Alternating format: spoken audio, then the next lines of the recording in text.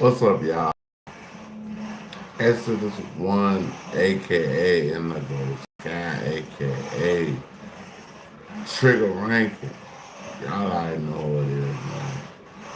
I want y'all to like, subscribe, share, definitely hit the notification bell if you like to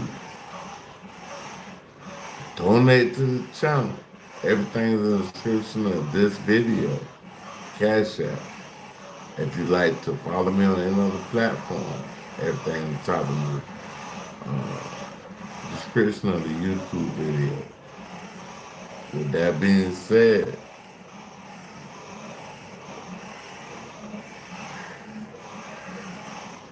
let's go. You are watching a master at work.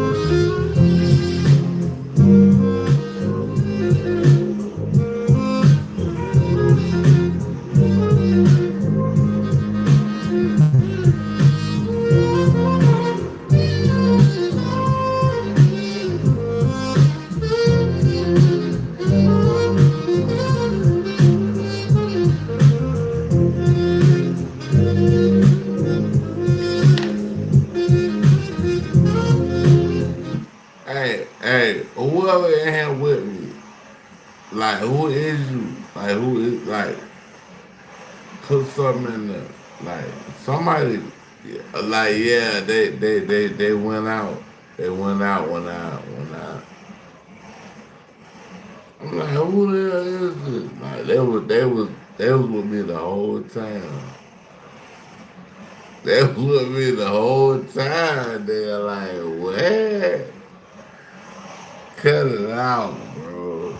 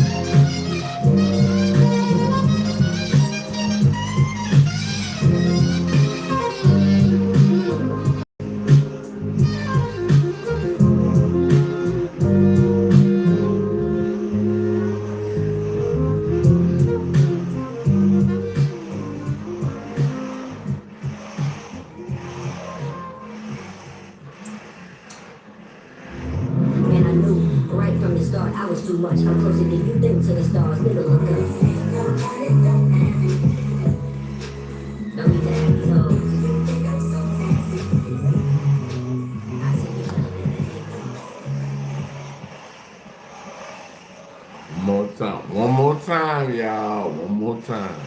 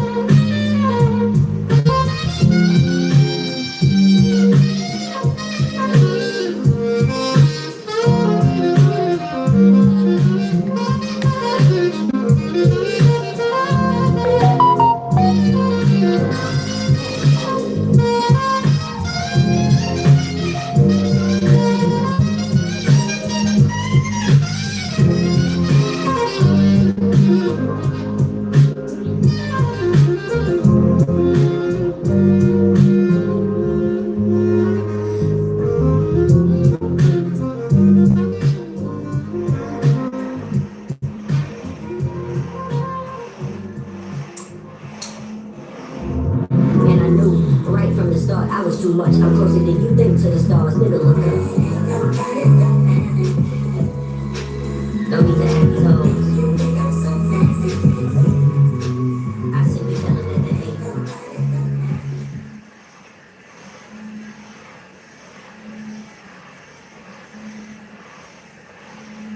All right, we're going to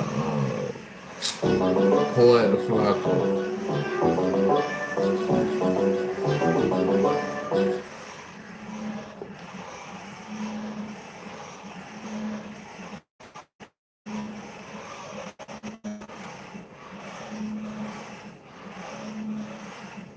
This Afro Man situation is one of the craziest things I've ever heard of.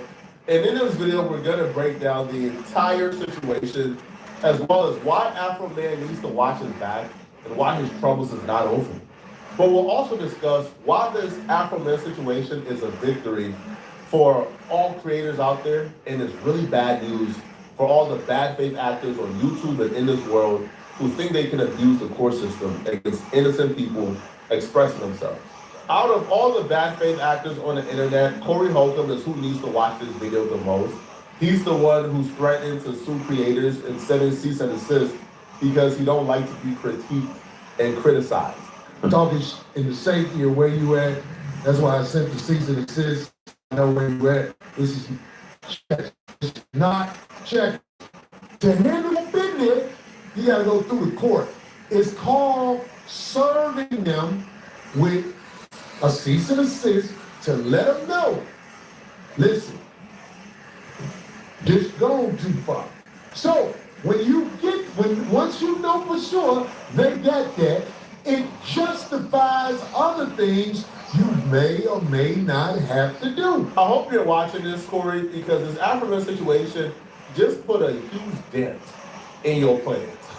Okay, it's not going to be as sweet as you think. Okay, so the Afro-Man situation that played out this week actually began a couple of years ago when Afro-Man's home was raided.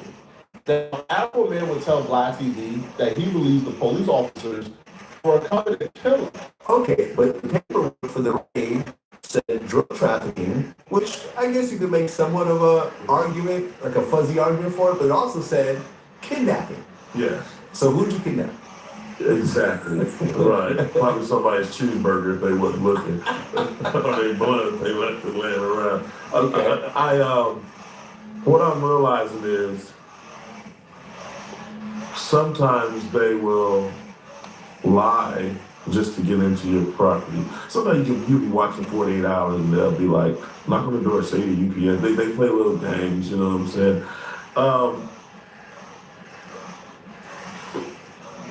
I think they just wrote that down on the warrant just to intensify it and give themselves the power to come on my property. I really don't know. I'm guessing like everybody else. I don't know where I'm too lazy to kidnap. I got high. I'm not kidnapping nobody, man. Chick don't like me. I don't like you neither. They ain't kidnapping you. You know what I'm saying? Driving little cargo vans in front of Walmart and abducting people. Okay, so were you home when it happened? I wasn't. You were. Okay, so how many cops actually showed up to your I believe they had, it's going to be in the 7-8 range. So it's a little small town. The whole precinct is at my house. And get the probable cause to go to this man's home with guns. The entire precinct is there breaking down his door. Their probable cause was a drug addict informant told them that Afro Man be kidnapping people and trafficking drugs. Like that was their probable cause. The word of this drug addict career, which is absolutely insane. And obviously when they showed up, nothing like that was going on. There was no dungeon, there was no kidnapped victims, and he ultimately wasn't charged. But Afro Man believes that they knew this all along. They knew he wasn't doing this. They knew he was a musician. They knew he was a successful rapper. And they only came for blood. And your door getting kicked out.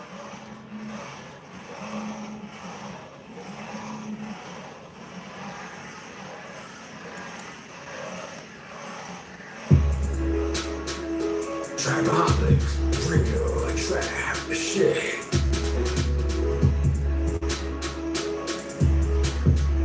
Fanaticz, real trap shit.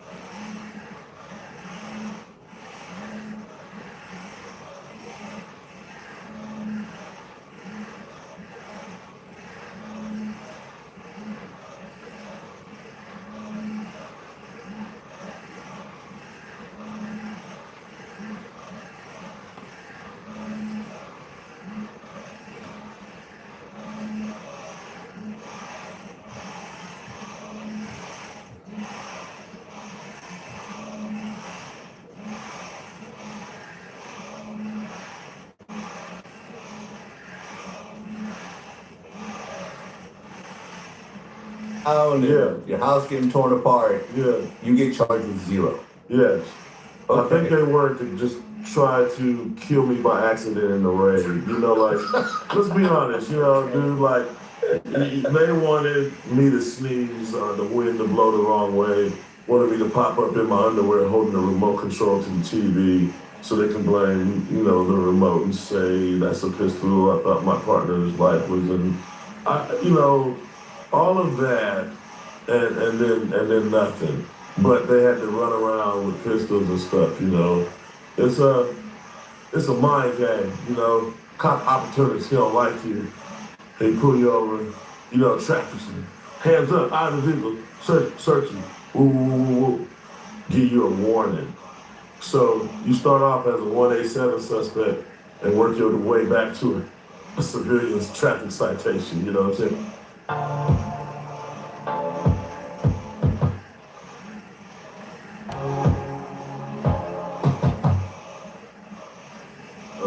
Afro Man knew he was violated. Them folks came to my crib, broke everything, and they're telling me they can't pay for it. They embarrassed me with the raid. My neighbors think now I'm just like hardened criminal. So once the police violate you, you have very few options for recourse. Very few. You can't sue them individually. They got immunity, right? They won't arrest themselves. So Afro Man got revenge how he felt like he could, which is making songs about it and putting them on blast through the songs.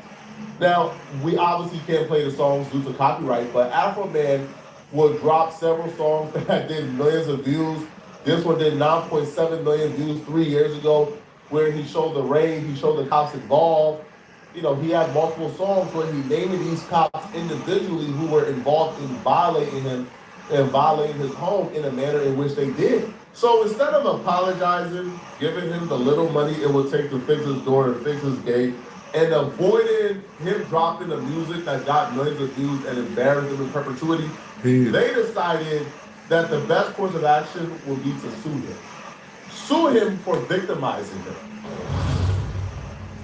This outfit represents the freedom of speech. New tonight, rapper Afro Man is speaking out ahead of his trial this month. This suit just made me smile. He is being sued by Evan County Sheriff's deputies for using a video of them raiding his home in 2022 in one of his music videos. Afro Man filed his own counterclaims against the officers, but a judge recently dismissed those claims. In an interview you'll only see right here on Fox 19 now, Alexis Martin sat down with the Afro Man to talk about the raid, the lawsuit, why it was thrown out, and what happens next. This all started in August of 2022 when Adams County deputies raided the rapper's home, causing significant damage. Afro Man says he turned that experience into music, using his own security footage from the raid in a music video to help pay for the repairs. Now he says the lawsuit against him isn't just about the money. He believes it's a violation of his freedom of speech. The guy started laughing and waggling his head. He goes, "We're not required to do that." And they were unapologetic. Afro Man used his own security footage from the raids in a music video to make money to pay for the damages sustained to his home. I got freedom of speech, and then I used my personal life to write my music. I was going to clean my room, but then I got, will you help me repair my gate? Will you help me repair my door?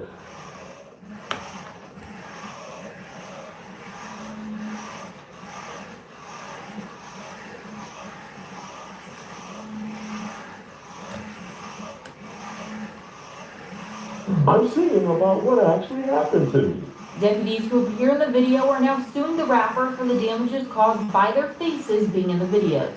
Hey, we raid your house, we steal your money, we disconnect your cameras, and now we need to sue you for saying something about it. Afro Man filed a countersuit for the damages to his home, and Judge Jonathan Hines dismissed those charges in February. They dismissed all of my claims with the click of a mouse in some little office somewhere without a hearing. Afro Man believes this lawsuit violates his free speech rights as an American and as a working artist in the United States. These fools actually took this to trial, and I feel like trial for them was more embarrassing than an actual music video, right? Like, what dude sued for defamation, right? Because Afro Man said something about like a receding hairline and methamphetamine. But then they asked dude when he took the stand, what about you having a receding hairline as defamation? Because it's sued for defamation and the methamphetamine. So he asked, okay, what about him saying you got a receding hairline is defamation? And when you watch him on the stand, you would understand perfectly why him suing for defamation is ridiculous. Receding hairline or dipshit refers to, please? I'm sorry? What private fact of yours does that refer to? Well, there's a picture of me and sit here talking about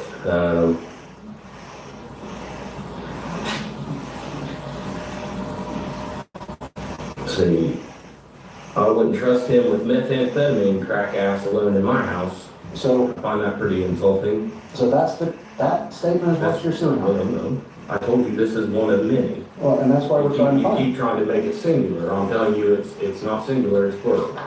Okay, and so one is receding hairline, Yeah. and the other is methods. Yes. Is there any more? Well, when you sit there making accusations against the organization that I, at that time, was working for, destroying community trust all based off of a lie, that's what ultimately stopped. And that's community trust in the Adams County Sheriff's Department, correct? Yes. That little piggy booked a villa. This little piggy booked a hotel.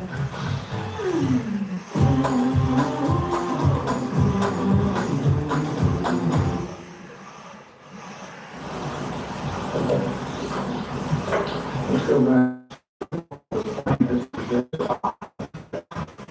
I unfortunately don't do technology very well. But this was Plaintiff's Exhibit 5. You said this was referring to you. Where's your picture? Said, you asked me earlier. Where's your picture? No, you asked me earlier. No, I asked the witness to answer the question. Okay. You can clarify this as brief. Okay. Is your picture in this photo? Yep. Is that a picture of your father? Yes. So this actually pertains more to your father than you. Correct. He was just thirsty to be included. Like he was just thirsty. Yo, Afro man post something, that sounds like it's about me.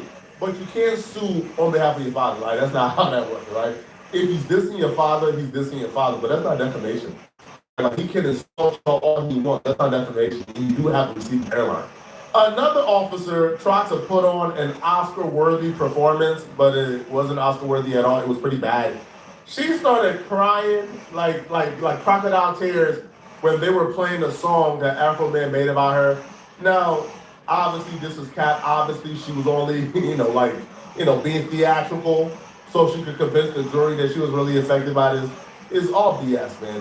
And another officer claimed that his marriage ended due to what Afro Man said about him publicly. But then the ex-wife took the stand and said, that's a lie, right? Our marriage did not end, nor was it ever affected because of what Afro Man posted about this dude. So, Ms. Grooms, has Mr. Foreman's posts about Sean or any of the general posts about the Adams County Sheriff's Department as a whole affected your life any at all? No. Would you believe it would have affected your life while you were married to Sean? If it had any effect, I guess that would be the time it would have an effect. But as his spouse, you would have expected it. Yes. And I don't want you to go into too many details, but is it fair to say that Mr. Foreman, the post about the police department, everything had not a damn thing to do with your relationship between you and Sean and why it came to an end? No, it did not. So the post never affected your life, never affected your marriage? No. Okay. So any statement to the contrary would be false? Yes. I love me a petty queen. And Susan took that stand and said, you ain't getting $1 on my watch. You think you about to go to court and win millions off of my fingers? You ain't getting $1 on my watch. It's amazing, man. Now, obviously, because of all of this, right, Afro Man was found not guilty on all charges of defamation and paying the suffer. He was found not guilty, man. It's just ridiculous that they dragged this man to this court, bruh. Right, but ultimately, in the back, it sends a message to a lot of people who believe they can abuse the system. Corey, I hope you're watching this. Right, you can't just abuse the system. You can't just make up defamation claims. You're a public figure. The bar for defamation is so high, that for you to even go down this angle trying to make threats and trying to go to court for defamation and try. Hey.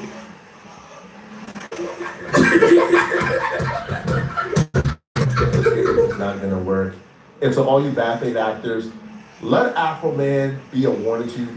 You guys are not gonna use the court system to intimidate people out their First Amendment right. And this is what this was about. This was about Afro Man First Amendment being violated by crooked police officers who already violated his rights by raiding his house off the statements of like a drug addict, hardened criminal who was trying to get a break. So she lied on Afro Man and was kidnapping people. Fighting with the rapper Afro Man in a civil lawsuit filed against him by. Oh yeah, my homeboy, hey, y'all already know, man, hey, put your hands together, put your hands together.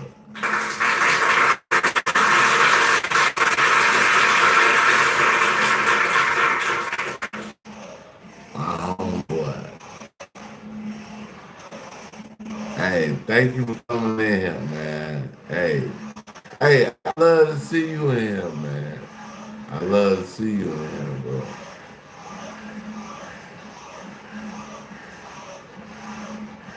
Oh yeah, it's a regular Thursday. Hey, a regular Thursday. That's all it is. That's all it is. A regular Thursday.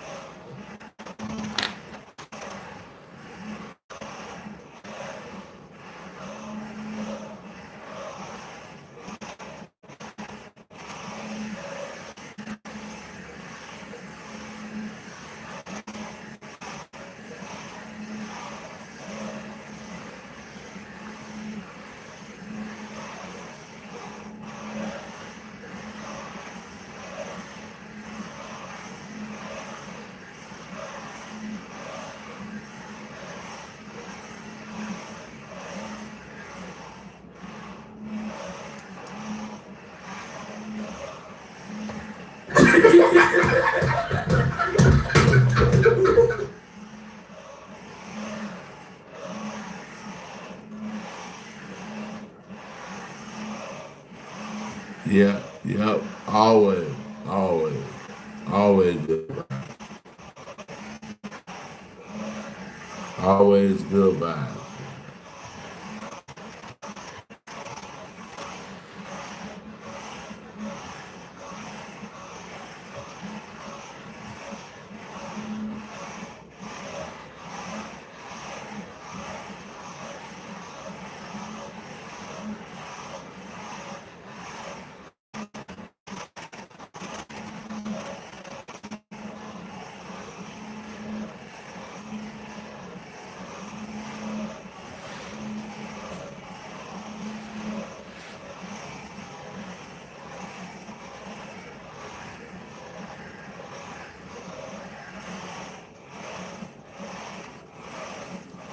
Hey, amen. Yeah.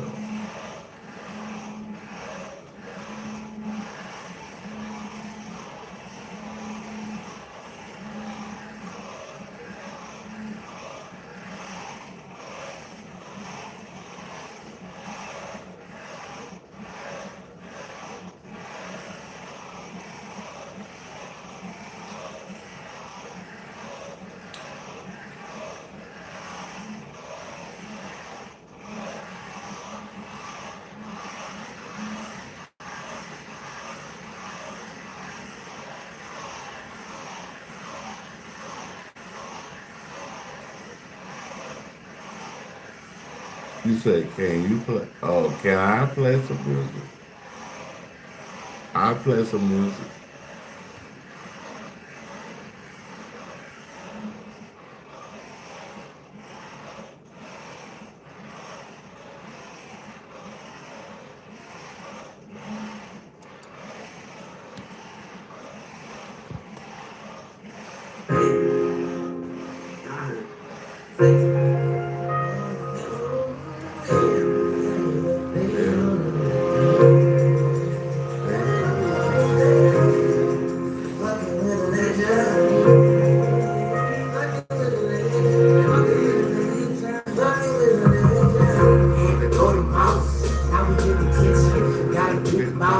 whole world listen. Big stacks on the baby. I keep getting hard shit and the verse have been written. Rick and Morris on the floor. I keep spitting. If I'm Jordan, me and you pimpin'. Style slicker than some rock, but I'm never slipping. Got a gang of bad bitches, but they never dipping. My lifestyle choice, it's a good mission. 7 years, I'm talking superstition. What's up, though, y'all? What's up, y'all? Hey, where y'all coming in from? Where y'all coming in from?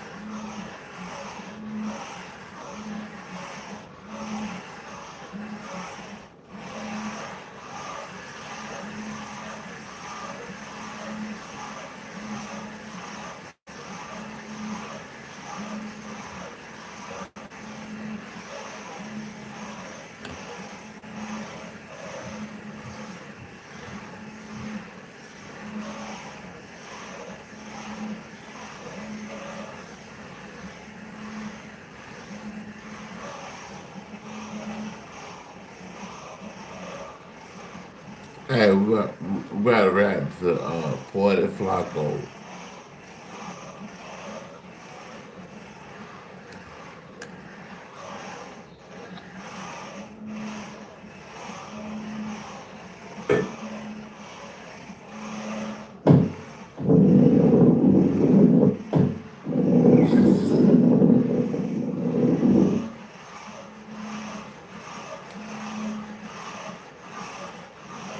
Rick Ross is having a temper tantrum because a movie was coming out on Remy Ma's network that was going to inadvertently expose the secret he's been lying about for years. Hello. And I don't know why he's been lying about this. Nobody. Hello.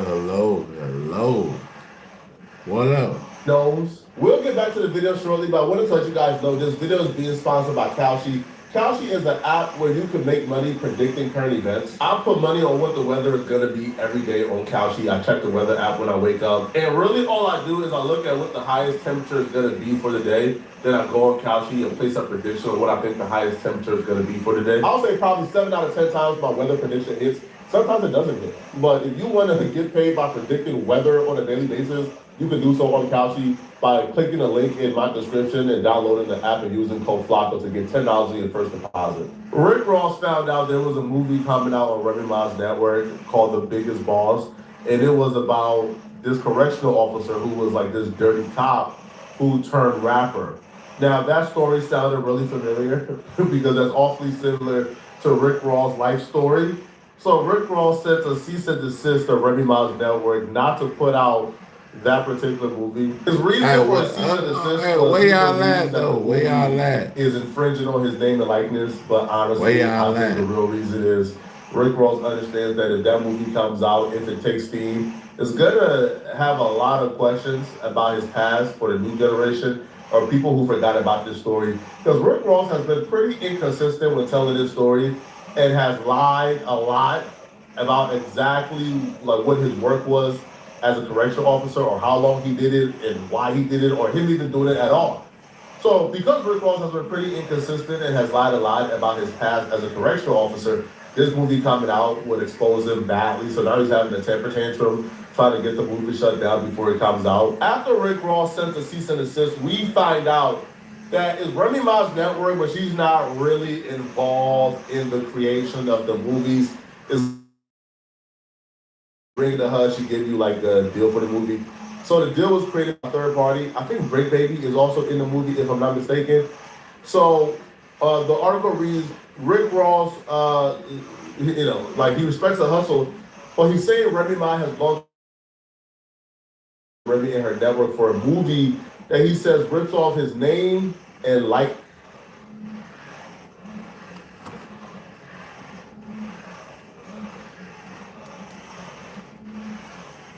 He's right, you know. And his music. Remy is apparently planning to release the film called Biggest Boss on her platform, the Remy Network. Now, according to a letter sent by Rick Ross attorneys and obtained by TMZ, Rick Ross is claiming the project features the unauthorized use of his music and trade name and demanding they halt the project from going forward. Not only that, Rick Ross says it's confusing fans into thinking he has something to do with the movie, citing comments on social media.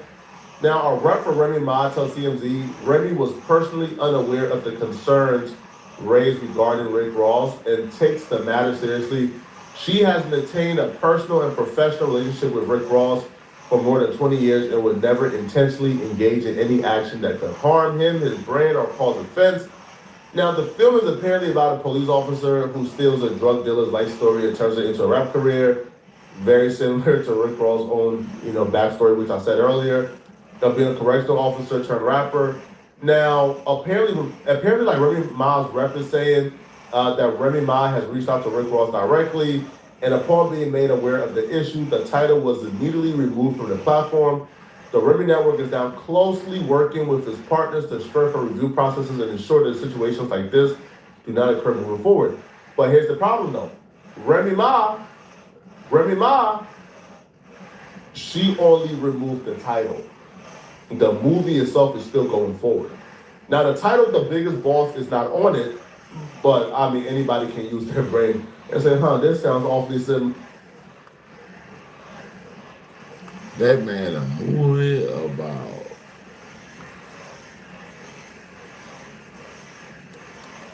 what?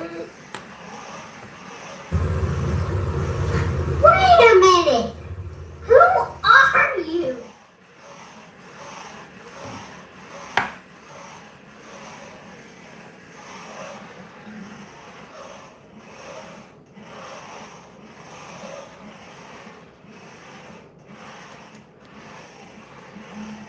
Stop the cap.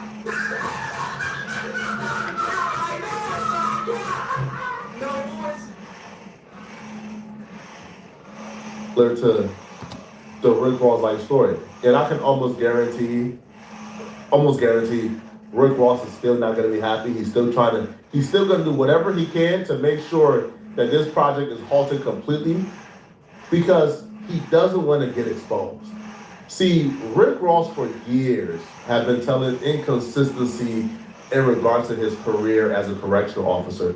When Rick Ross was recently asked by the Full Send podcast, Rick Ross says that he only worked as a correctional officer for 4 months, and he never really made it past the training stage. He never really made it to the prison. By the way, too, you worked, I don't know if you want to talk about it all, because this is your room. I can't wait. So, were you a correctional officer at one point? I was, yeah. So, going all the way back. When was that? How long ago? Maybe when I was 20. 20 years old? Yeah. What kind of people were in there? I didn't really get to make it to the prison. Because you got to go through training and all that, and I didn't last long. Right. I may have lasted 4 months. Right. Before they said, yeah, I was a little tardy. What made you want to do that? One of my big homies that just got in trouble. Now, what's crazy about this is I seen they gave him like an award. So I don't know if you was there 4 months and they gave you an award. A lot of things were going on, and he just suggested it. You fuck with it or no? I didn't. Anything you gotta really do and fucking running and jogging and all of that shit, man. I missed a few days. What was your paycheck a week then? It was horrendous. How much? It's like $25K a year or something. Around some shit like $500 every 2 weeks. $500 every 2 weeks. Yeah. How long? They was trying to tell, they wanted me to do right, man. They said they seen greatness in me. Yeah. They wanted me to be great, man. And they actually had two choices for me, a fireman or correction officer. Imagine Rick Ross, you were in a fire and Rick Ross fucking saves you. You burn like Yeah, taking your ass. He's getting your girl. I love Leaving that. you. No, it's just Rick Ross saves a cat out of a tree. I'm gonna be honest. Summer wouldn't have anything to worry about. She wouldn't. Well, guess what? We keep it. We have a lot of fire alarms in our apartment, and we're very protected. Damn.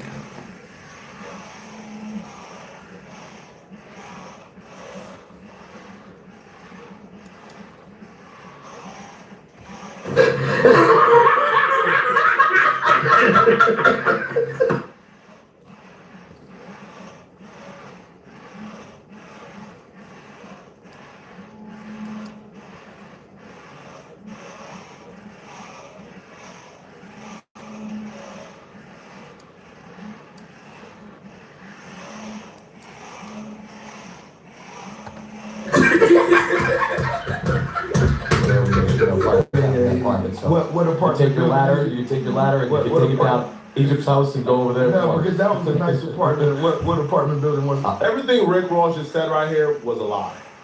And how we know this? Well, 1090J proved it. So Rick Ross said he was only a correctional officer for about 4 months. He never really went to no jails or prisons, well, maybe county jail. But he never really went to prison or a big boy prison. He didn't really operate in his official duties as a correctional officer. He was never engaged in no snitching or police activity.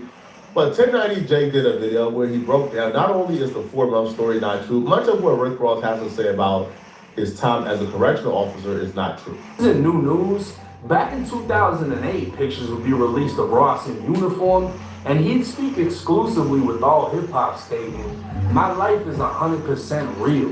These online hackers putting a picture of my face when I was a teenager in high school on other people's body. If this shit was real, don't you think they would have more specifics, like dates and everything?" So a then 32-year-old Ross claimed the pic was photoshopped, his kingpin lifestyle was real, and there was no proof behind the CO allegations.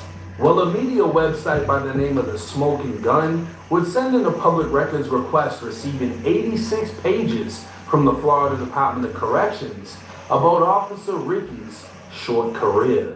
A photo of William Roberts, aka Rick Ross's state of Florida application, would state he received his diploma from Miami Carroll City High and went on to Albany State University to study criminal justice. On his supplementary application, he stated his nickname was Big East and denied knowing anyone in prison, along with never working in prison or in law enforcement. Now, with every new recruit, the Department of Corrections wants to know how willing you are to complete your correctional duties. Sue my landlord, but I don't know where to start. What documents do I need to legally start a business?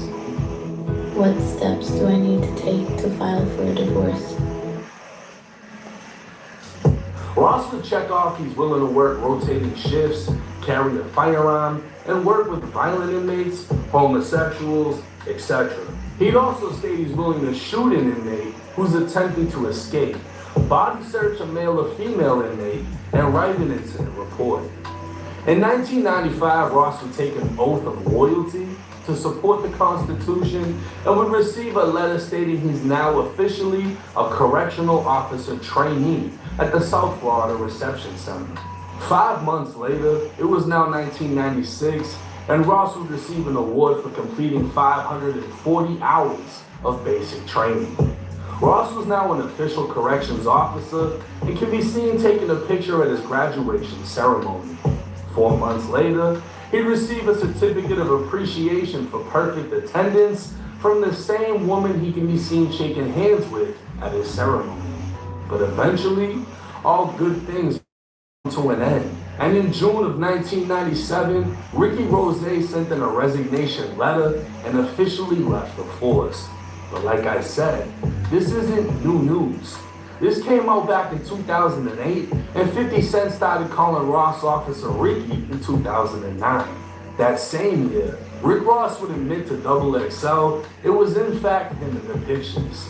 He'd state, "Me not answering or addressing that situation has nothing to do with my career. I've accomplished enough and I've made enough money for me to be good. Yes, it was me in those pictures, but I'm gonna tell you this. Me taking that job, I was doing my job. You understand what I mean? He continued on saying the stuff he talks about is real, the dope is real, and the gun talk is official.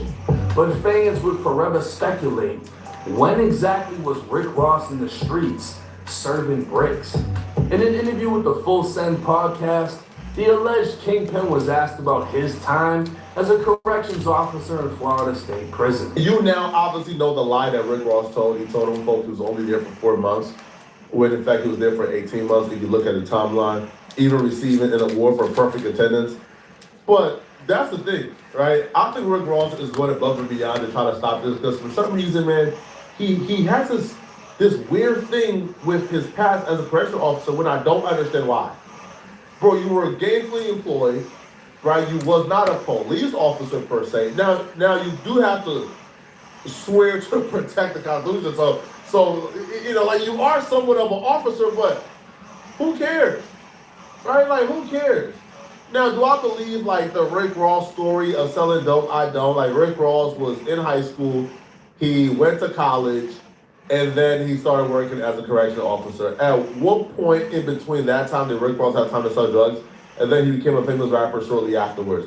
So no, I don't buy like the drug dealing tale. And obviously we now know that he stole the name from the real kingpin Rick Ross, right? That's just a fact. Yeah, but like Rick Ross feel like he has to hide being a correctional officer to me is stupid. Only in our community would somebody feel like having a job like that where he's gainfully employed, he got benefits, he's making hella money.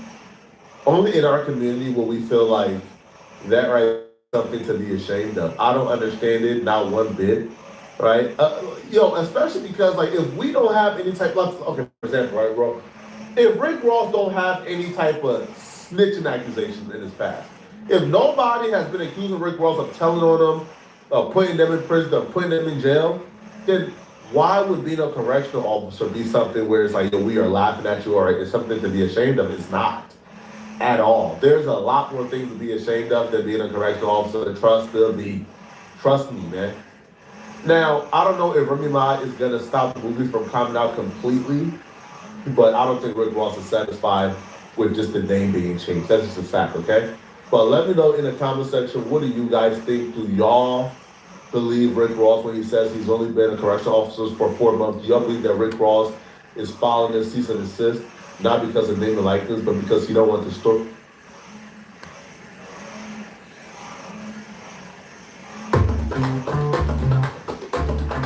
Daily pay, on-demand pay.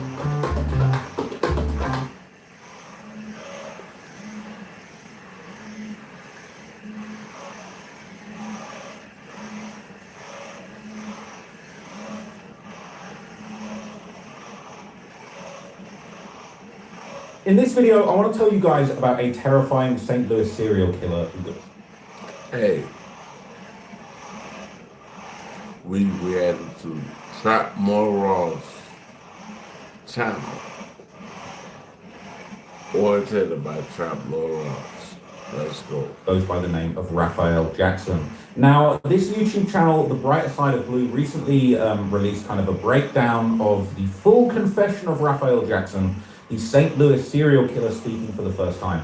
And I thought this would be really interesting to break down on this channel, just the chilling story of a real-life serial killer from the 90s, who basically allegedly committed 5 murders within the span of just 5 months. Okay, I'm not glorifying it, I'm not saying that this is a great thing to do, but I am interested in murders, crime, serial killers. It definitely does interest me. So I want to show you some of the footage from this confession. I want to tell you some of the backstory. We're going to learn some of the history of this deranged serial killer and just how frankly he speaks about basically killing, taking people's lives, and just being a gravedigger, basically. Okay, so he basically terrorized St. Louis for a period of several years, and so I'm going to play you some large segments of this. We're going to react to it. So he would basically open up by pretty much admitting that he killed someone named Ricky over a drug debt. He would sort of speak about his motivations of how he kind of got his first kills, and then where his life ended up as time went on. And as you're going to hear, he had some pretty interesting altercations with gangs, gang members. He had a beef with the GDs in St. Louis. And it's a really interesting story. So let's get into the full confession of Raphael Jackson. This is gonna chill your blood, people. For the purpose of the video right now, I'd like for you to state your full name. Raphael Orlando's Jackson. Okay. What is your age? 28. Your date of birth? 6/4/71. Okay. Where were you born? St. Louis, Missouri. Are you married or single? Married. Your home address? 2629 Tennessee. Okay. Do you work at the present time? Yes. What is your job? Homicides and robberies. Okay. He said his job, his occupation is homicides and robbery. This guy, cold-blooded. Yeah. All right. I'm doing good. I'm doing good. Jackson, previously we've gone over 3 homicides which have occurred. Okay? Yeah. One being in St. Louis, one being solely in East St. Louis, and then we had one that started in East St. Louis and ended in St. Louis. Okay? Yeah. The one we'd like to start with first is the one that happened in St. Louis. Okay? In which a Ricky Williams was killed. Okay, that was back on September 17th at 3137 California. Can you tell us about your involvement in that case? Yeah.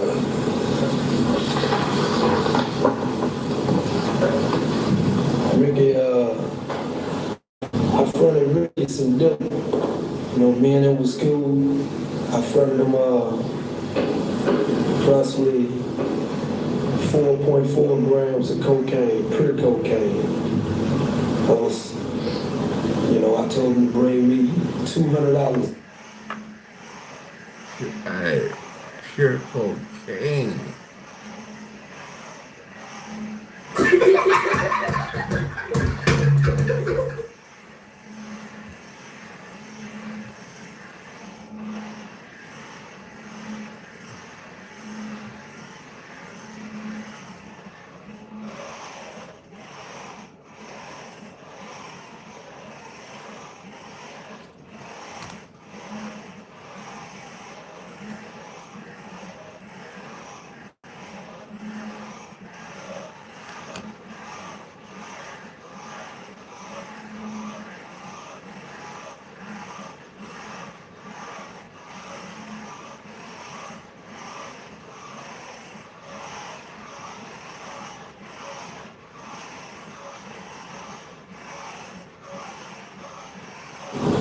I told him to bring me $200 back. He can make $500 off of it. Both of them together. I told him, please don't accept my shit if he wasn't gonna pay me. And he said he wouldn't even play me like that. He gonna have my money that night. So that night he still didn't have my money. And I told him, I insisted before I gave my shit, I begged, I said, man, please don't accept my shit, because I got to have all my money. He took my shit, then I ain't see him for 3 or 4 days. When I saw him, he told me he still got it, he ain't been doing nothing, he ain't moved it yet. He gonna take care of me.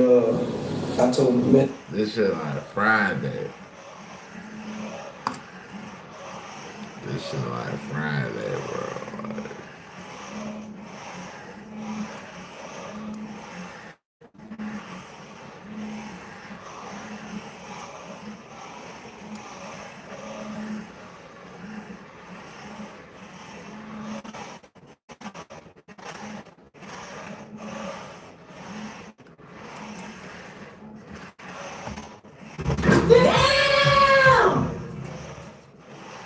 and just get my shit back. I said, because you can start some shit, just get my shit back.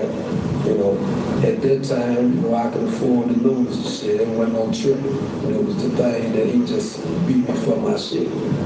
Well, I told him, have my money that night. I ain't seen him for 2 or 3 days again. I saw him again, I asked him for my money. He said he gonna take care of me that night. He met with me, then he still didn't have it. told me he business slow, he ain't did nothing. So I don't see him. I'm asking everybody how they saw him. Ain't nobody seen him, you know. And I kept looking for him. I finally ran into him about 2 weeks later, and he still didn't have my money. He told me to meet him. You know, that night I tried to meet him that night. I ain't even show up. So it's about the 4th week I updated my shit. I was riding around, you know, looking for some more motherfuckers that beat me for some money, you know. And he didn't, you know, they wasn't at home, so I couldn't kill them. You know, one of them owed me $8. The other one. He said he's riding around looking to kill people that were playing with his money. One of them only owed him $8, and he was ready to kill them. He went to their home to kill them, and they weren't there. You have to see this. What game is this? It's not one game. $8. $8. And they weren't there. $8. You know, but they went at home, so I ain't killing them. But being I was in the kitchen, I decided to look for them. He was just in a killing mood, and then he said, "Yeah, Ricky, who he fronted just over 4 grams of pure coke to, he's ready to go and kill him." And I think that's how it went down. You know, and I found him. You know, me and somebody was with me. You know, I had dropped them off, dropped the guns off. We couldn't find Rick, and then as soon as I left there on the way home to go to bed, I simply told him I was going to front of my house for cocaine. I told him just bring me $1,000. I can give him a chance to make my money and make him some money. He said meet him back there in the aisle. I went back to the dude I jumped off. And I picked up, had him get a couple guns. Picked up a couple guns, 38 and Glock 10. The dude was with me had the Glock. I had the 38 with 6 shells in it. The Glock had 16. I rolled back around there. Ricky ain't came back yet. We rolled around the block a few times, waited around the corner, trying to see if we could see him pass on any street where he be on. And we ain't see him.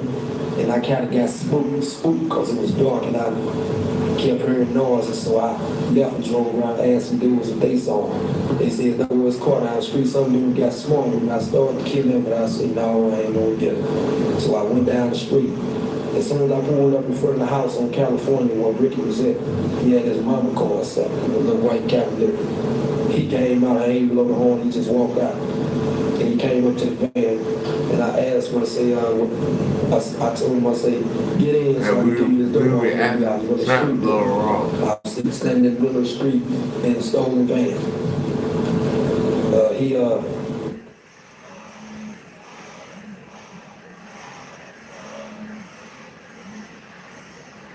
He made more money than me. And plus it was almost pure cocaine. You know. Did you refer?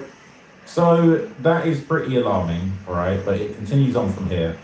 So he would basically go on to describe 2 other targets that he murked, all right, basically two other people that he was actively planning to kill, and he'll basically just explain how all of this went down. You know what kind of van it was? Yeah, like a utility van. Okay. But you don't remember exactly where you got it? No. Do you remember how long you had it? That day, I sold it the night before and put it up. Then I went and got it that night to go and kill these other 2. Who was that you were going to kill? My mama,